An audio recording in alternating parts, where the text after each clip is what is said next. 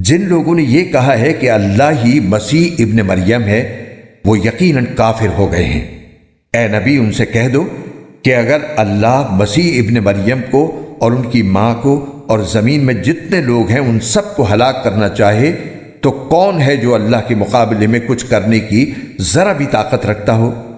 تمام آسمانوں اور زمین پر اور ان کے درمیان جو کچھ موجود ہے اس پر تنہا ملکیت اللہ ہی کی ہے۔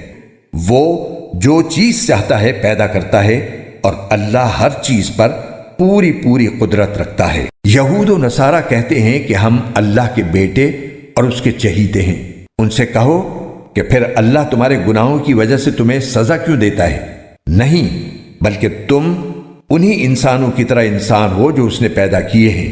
وہ جس کو چاہتا ہے بخش دیتا ہے اور جس کو چاہتا ہے عذاب دیتا ہے۔ آسمانوں اور زمین پر اور ان کے درمیان جو کچھ موجود ہے اس پر تنہا ملکیت اللہ ہی کی ہے اور اسی کی طرف سب کو لوٹ کر جانا ہے۔